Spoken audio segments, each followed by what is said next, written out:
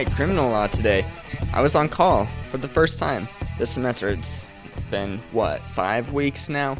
And it's the first time I've been cold called, and which was a little nerve-wracking, but also a little exciting. But at the same time, my lecture notes were not developed as thoroughly as I would have liked because I was relying mostly on my brief to make sure I answered questions correctly because I was a little nervous about it. Anyways, our discussion today in criminal law, we're moving past all the theory of mens rea and actus reus and legality and justifications for punishment, all that kind of stuff, and we're talking about a big issue in criminal law, and that is, homicide. And I think it's important to give this overview of what homicide entails. So I think there's a lot of misconceptions about it, and I actually had a misconception about it until today in preparing for this lecture. I think a lot of the time people watch TV shows, and me included, and we see homicide and we think murder. Murder is homicide, and only murder is homicide. They're synonymous. That's sort of true in the sense of a murder is a homicide, but there are also other fields of criminal homicide. Well, first of all, criminal homicide is unlawfully killing another human being, which is terrible. But there are different fields of homicide underneath this big overarching heading, so to speak. And so we have murder, and it depends as well as if you're using the MPC approach or if you're using a common law approach. Let's just look at the MPC approach. Underneath murder, a homicide, you have murder, you have, and this is why I should have taken better notes when I was on cold call. There are three types of homicide. You have murder, you've got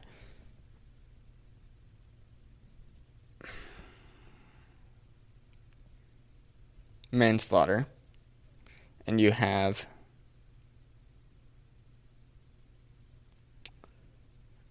negligent manslaughter. Those are the three. I'll have to double check that. Actually, let me just do that right now. Ignore me for just a second while I confirm this, because I don't want to get it wrong. I apologize for any of the additional notes that this might cause. Noise. Okay. According to the MPC, the three types of homicide is murder, and a murder is defined as purposefully or knowingly killing another person, or is recklessly underneath the circumstances of having extreme indifference to the value of a human life. So that's murder. Second is manslaughter, which is something that is committed recklessly without reason. So there's no reasonable explanation or excuse.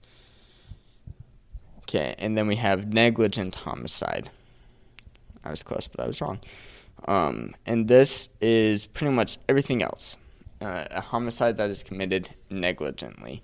And common law uses similar approaches to this, but it's quite different because it ranges from different jurisdiction to jurisdiction. I can go ahead and just tell you what Pennsylvania's criminal homicide statutes state.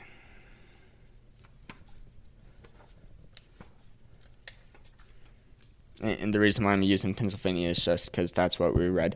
So a criminal homicide is a person who is guilty of criminal homicide if he intentionally, knowingly, recklessly, or negligently causes the death of another human being. And there are different types of homicide, and that is murder, voluntary manslaughter, or involuntary manslaughter. That's according to the Pennsylvania consolidated statutes.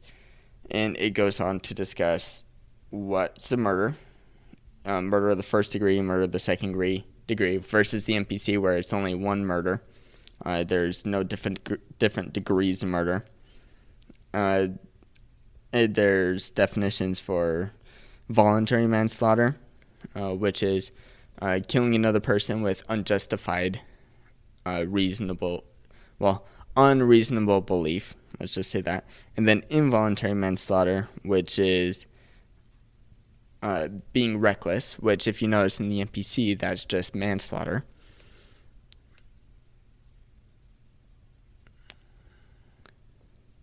And that involves grossly negligent as well. So those are the different NPC approaches.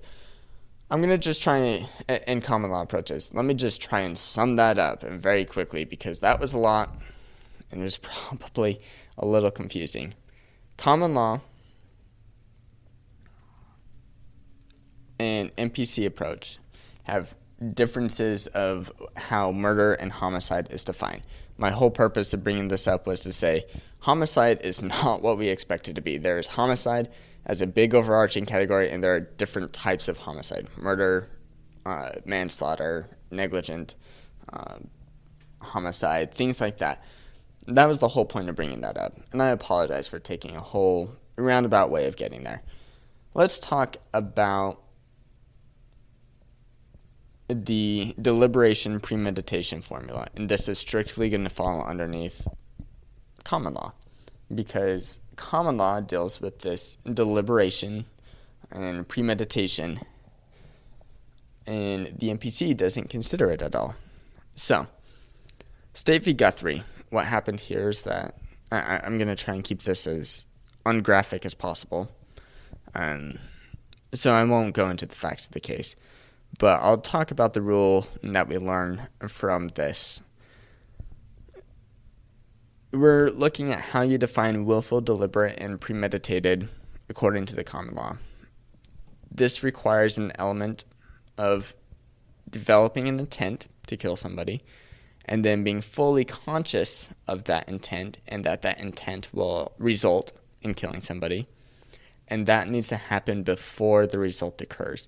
So the old rule was that intent could be formed in the moment. And this is trying to charge whether or not there's a first or second degree. Notice there was common law. Murder, first degree is different than murder in the second degree. And we're trying to differentiate those who are worse than other people. And a murder, the first degree, is worse. They get worse sentences. And so how do we determine whether or not a person is first or second degree? Well, the old rule was just saying if they have an intent to kill, and that deliberation and contemplation can occur in an instant, even as they're swinging a knife or swinging a golf club. And Guthrie changed that, saying, no, that makes it so that there's not a difference between first and second degree, because if that's the case, well, then there's actually no premeditation because it could happen in an instant. So there needs to be a period of time where people are considering what their actions are doing. And so that's the rule that I just outlined, the formation of intent, the fully consciousness of the result, and that happening before the result occurs. Now, the judge in this opinion says that this needs to happen over this period of time is not fixed. It can happen in 10 seconds. It can happen in 30. It might even be a month. It all depends on the facts of the case. So pretty much underneath in this law, you need to look at the facts and to see whether or not there's premeditation. Here, the person took off his gloves, and that was a big sign of he was preparing to strike. It was premeditated. It wasn't in the heat of the moment kind of deal. And so he would have been guilty under common law of first-degree murder, and under the NPC, he would have been guilty of murder. And then we have Midget, which is a very sad case. It's about another child abuse case, which is very sad, and I won't get into that. But applying the Guthrie rule, there could have been intent, but he was intoxicated, so he wasn't fully conscious of his actions, and so there was no deliberation. And so, and the court here found him not guilty for the abuse that it resulted in the ending of his child's life. And this brings the conflict that we see with common law, because we have another case with Forrest where elderly gentleman was admitted to the hospital and his son had been taking care of him, and he didn't want to see his father suffer, so he ended up going to the hospital and killing his father so that he wouldn't be suffering. And the common law approach found him guilty underneath for first-degree murder. And so you see how somebody who may seem more morally justified, I mean, both are very wrong, don't get me wrong there, but you may see how there's this moral difference here. The purpose of having this common law line between first and second degree is so that you punish those who are more morally blameworthy. In this case, one could argue that the abusive father was more morally blameworthy because of the child, the actions that he was doing, but he was found not guilty because he wasn't consciously aware of his actions. But the other case where Forrest is putting his father out of his misery is found as morally blameworthy and found guilty underneath the common law approach because he did premeditate these actions. And so there's this issue here. And the legislature ended up going and changing a couple of the rules, but how many exceptions are there going to be before some of these rules change? And that's kind of what the MPC is trying to do. They're trying to make it so that you don't need exceptions. You just have murder. You don't have murder in the first degree or murder in the second degree. You don't draw that line because you just have murder. And so the MPC approach is more strict, so to speak, than the common law approach, because the MPC approach would have found the abusive father guilty and would have found Forrest guilty underneath those circumstances, regardless of the contemplation, because they could argue that it was purposeful or knowing, meaning that he did have intent, or that it was extremely reckless and had an indifference towards an individual or they were committing a felony while they were killing another individual. And so, I don't know, there's a lot to think about here. It's very, very sad and kind of discouraging. Let me just try and sum all of this up. There's a common law approach. There's an MPC approach. Common law approach has these conflicts that may require exceptions. The MPC approach tries to sum it up all under one. There are pros and cons to both. But ultimately, it's something that we're still trying to figure out because there's a whole lot of philosophy behind it. And we'll continue discussing homicide tomorrow and next week.